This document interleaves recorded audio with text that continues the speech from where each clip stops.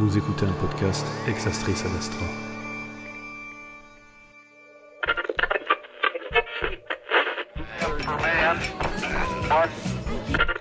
J'ai un support décalé ici. Je crois que c'est de l'audio.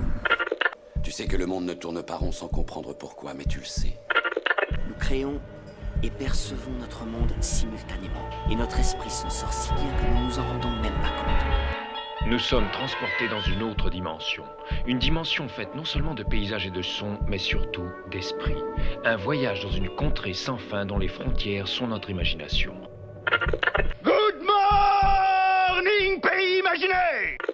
Bonjour enfants des étoiles et bienvenue sur le podcast de Exastris ad Astra. Pour cette première mini-émission, alors pourquoi mini-émission ? Parce que dans les mini-émissions, je vais être amené à traiter, à partager avec vous des sujets qui sont un peu éparpillés, qui parlent de plein de petits détails et il n'y a pas de chronologie sur une seule histoire comme on va pouvoir le traiter dans les émissions. Donc je ferai ponctuellement comme ça des mini-émissions pour pouvoir justement vous présenter un fait nouveau lié à un thème. Le thème que j'ai choisi pour cette rubrique, ce sont les OO-parts ou OO-parts. Alors on va commencer par expliquer ce que c'est. Ça nous vient de l'anglais, c'est une contraction de plusieurs mots en fait, c'est le Out of Place Artifact, qui peut se traduire par objet hors du temps. C'est un terme qui a été créé par le Dr. Evan T. Sanderson, un biologiste, zoologiste, cryptozoologue écossais, et ce terme est en fait employé pour désigner un artefact dont la présence sur le site de sa découverte constitue une anomalie ou une énigme. C'est-à-dire qu'on n'est pas en mesure de le faire coller avec les autres découvertes aux alentours. Et ça pose problème. En général, c'est le genre d'objet qui est plutôt écarté par les archéologues, ou alors on donne une signification, une définition, une datation un peu aléatoire, en disant on sait pas vraiment à quoi ça sert, mais c'est à tel endroit, donc ça doit faire partie par exemple pour des rituels ou des trucs comme ça. En général, c'est des objets qui sont répertoriés mais pas forcément exposés, ou alors exposés mais avec des définitions ou des explications très aléatoires. Et il y a très peu d'analyses qui sont réellement faites sur des objets comme ça, puisque comme ils posent problème, on préfère ne rien dire ou ne pas faire le travail qu'il faut autour de ces objets, au lieu de se retrouver dans une situation où les analyses vont donner des résultats contradictoires avec la théorie qui a été officiellement donnée, et donc d'être face à un gros problème de remise en question. Prenons l'exemple de la grande pyramide de Gizeh. Très difficile pour les historiens et les archéologues de donner une date exacte au moment où la pyramide a été construite. Entre le peu d'écrits qu'il y a et le peu de traces au niveau des faits historiques, des hiéroglyphes, tout ça, il est très difficile d'établir vraiment la chronologie dans laquelle ça s'est déroulé. Donc les archéologues, ce qu'ils ont fait, c'est qu'ils se sont basés sur les éléments qu'ils ont trouvés autour de la pyramide, qui auraient pu déterminer une grande construction, un grand chantier, et à partir de là, ils ont déterminé que c'était comme ça que ça collait. Et donc ils ont donné une date approximative par rapport aussi à la chronologie qu'ils avaient établie et au règne de Khéphren. Ça collait bien, donc ça rentrait bien dans le cadre de la théorie officielle. Mettons un peu à l'épreuve cette stratégie. J'ai entendu une fois une version de voir les choses par rapport à ça qui est assez percutante. Un groupe de jeunes de notre époque qui braveraient le confinement et qui iraient pique-niquer au pied de la tour Eiffel, qui oublieraient leur couvert par exemple, qui seraient retrouvés des centaines de milliers d'années après par des archéologues, ne déterminent pas que c'est eux qui ont construit la tour Eiffel. C'est pas parce qu'on va retrouver ces éléments-là au pied de la tour Eiffel que ce sont eux qui ont quand même participé à la construction de ce monument. Donc il est difficile pour moi d'accepter que ce soit la seule stratégie, ou en tout cas le fer de lance de la stratégie de datation des monuments, parce que la preuve est là, c'est que le fait que les gens continue à célébrer au pied d'un monument, par exemple, pendant des centaines de milliers d'années après sa construction, ne veut pas dire qu'ils étaient contemporains de sa construction. Dans l'exemple où la pyramide de Khéops était un monument de récupération par les Égyptiens, ça change la donne sur la datation du monument. Les découvertes de Zayawas et de ses équipes et des archéologues égyptiens ou même internationaux concernant les chantiers, d'ailleurs, ils sont d'accord pour dire que ça a modifié toutes les théories. Au départ, on pensait que c'était des esclaves. Finalement, c'était des ouvriers qui étaient bien nourris, privilégiés. Puis finalement, c'était des gens qui faisaient des travaux d'intérêt, mais sur la base du volontariat, parce que c'était un honneur de participer à cette création et tout. Aujourd'hui, même si cette théorie est intéressante et qu'elle mérite d'être étudiée avec plus de sérieux, ça ne veut pas dire que ce n'était pas juste des travaux de rénovation, et que le monument n'était pas déjà là avant l'essor de la civilisation égyptienne. Tout ça pour dire quoi ?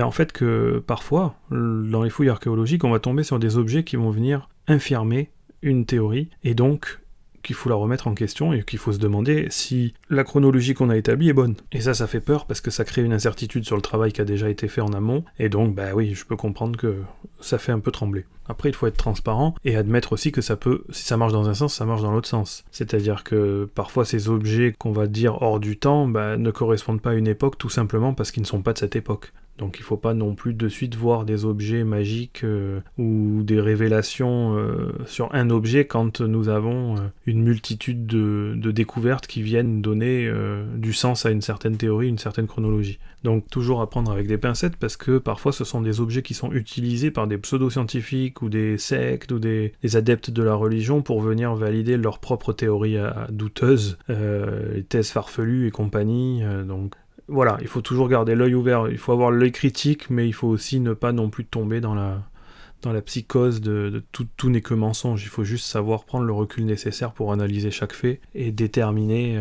là où il y a doute et là où il y a délire. Je ne viens pas vraiment de l'espace. Lui, c'est Washington, il ne vient pas vraiment de l'espace. Ne te moque pas de moi, l'ami. Je fais de la divergence mentale. Ok Washington, merci. Le premier oparte dont je vais vous parler s'appelle le dodécaèdre romain, ou gaulois.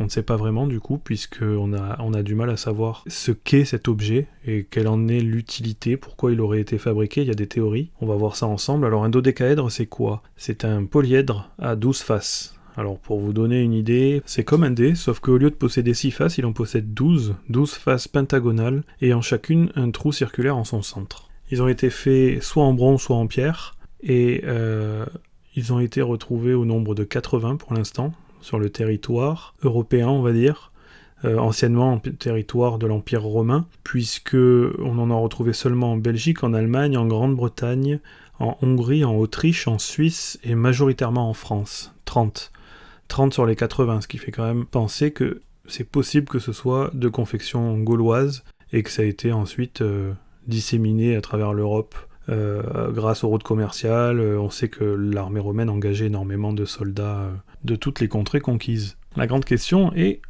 qu'est-ce que c'est ? À quoi ça servait ? Dans quel but ça avait été confectionné ? Il y a quelques théories qui sont mises à l'épreuve quotidiennement par de nombreux archéologues et historiens, mais pour l'instant il n'y a pas de réponse définitive. On pense à un jeu, on pense à un objet de rituel, ou éventuellement un objet de mesure sur le terrain pour les combats rapprochés ou encore la construction. Le fait est qu'ils sont tous de tailles différentes, on n'en a retrouvé aucun de même taille, donc bon, le côté mesure est un peu compliqué puisque on se base en général pour mesurer sur un étalon, et là, difficile, sauf si on parle de proportions, puisque les proportions sont toujours les mêmes évidemment. Donc il y a une vraie question autour de ces objets. Il y a une autre théorie qui est intéressante aussi, qui parle du chef-d'œuvre de l'artiste. Une sorte de faire-valoir qu'un artiste pourrait présenter à un potentiel acheteur pour justement justifier de ses capacités et de ses compétences, de son habileté à fabriquer un objet aussi complexe, puisque bon, il faut le dire, c'est pas si facile que ça à faire, surtout à la main. La théorie de l'outil de mesure semble intéressante, puisque que ce soit pour le terrain, la construction ou éventuellement l'astronomie, puisque ça possède 12 faces, donc il y a peut-être un lien avec le cercle zodiacal, les 12 signes du zodiaque, les constellations, mais à la manière d'un code, il n'a pas encore été déchiffré et on n'a pas encore trouvé comment s'en servir, ce qui laisse à penser que c'est pas forcément la bonne théorie. Ce qui est intéressant, c'est que si c'est un outil de mesure qui est utilisé comme un patron, il n'y a aucune trace écrite nulle part parlant de son utilisation, ce qui est quand même surprenant lorsque c'est un outil qu'on utilise de façon récurrente lors des constructions, des batailles, ou même pour mesurer les mouvements des astres. Donc à ce jour, la théorie de l'outil de mesure existe, mais n'est pas du tout confirmée, et ça maintient quand même le mystère sur l'objet. Là, ce qui est intéressant après dans les recherches, c'est que comme on n'explique nulle part l'utilisation de cet objet, que c'est relaté dans aucun texte ni représentation, on peut penser que c'est un objet qui faisait partie d'une pratique secrète ou occulte. Ce qui nous emmène sur la théorie de l'objet rituel. À ce jour, c'est la théorie, selon moi, qui est peut-être la plus plausible. Un petit groupe de personnes ayant des croyances bien particulières pouvaient être amenés à utiliser cet objet en corrélation avec leurs croyances, et ça devait leur permettre telle ou telle chose. Certains avancent même que c'était un outil de divination, qu'il pouvait être utilisé pour prédire l'avenir. Mais bon, encore une fois, très difficile de prouver ou de venir confirmer une théorie sur le sujet de la ritualisation de la religion et des croyances, puisque ça peut se perdre, ça peut disparaître, d'autant plus quand c'est une pratique secrète. Puisque on sait très bien qu'en général, le conquérant impose sa religion et bannit toutes les religions qui étaient en place avant son arrivée. Donc, dans le cas où c'était par exemple une pratique liée aux croyances gauloises, elles ont sûrement dû être interdites avec l'arrivée des Romains, en tout cas pour la majorité, donc il est possible qu'on ait perdu toute trace de l'utilisation de cet objet, ce qui nous laisse aujourd'hui dans l'impasse quant à la manière d'interpréter l'utilisation de cet objet. C'est bien ce que tu as demandé. Ouais. J'ai jamais vu de chose pareille. C'est quoi ça? De l'étonnateur. Et ça? Qu'est-ce que c'est que ça? Une lumière bleue. Et ça fait quoi? Du bleu. Je vois. Et oui, vous l'avez compris, la réponse peut être très simple, sauf qu'on n'a pas encore réussi à déterminer laquelle est-ce. Il y a une théorie qui est assez marrante, je dirais, intéressante, pourquoi pas. Martin Aylett, un youtubeur anglais, a mis en ligne une vidéo qui explique comment utiliser le dodécaèdre pour tricoter des gants en laine, apparemment. Donc, pourquoi pas ? Pourquoi pas, c'est une théorie comme une autre qui a le mérite d'exister, même si la complexité de confection de l'objet ayant pour but la fabrication de gants en laine me paraît un petit peu osée, si je puis dire. Et voilà, c'est la fin de cette mini-émission. J'espère que ça vous a plu. Si vous avez aimé, vous pouvez liker. Si vous êtes intéressé par ce qui est à venir, vous allez pouvoir vous abonner. Je serais très curieux d'avoir vos théories sur l'utilisation de cet objet. Ou si vous avez des informations secrètes concernant le dodécaèdre, n'hésitez pas à commenter. Et puis, je vous dis à très bientôt pour une nouvelle émission sur le podcast de Ex Astris Ad Astra. Merci.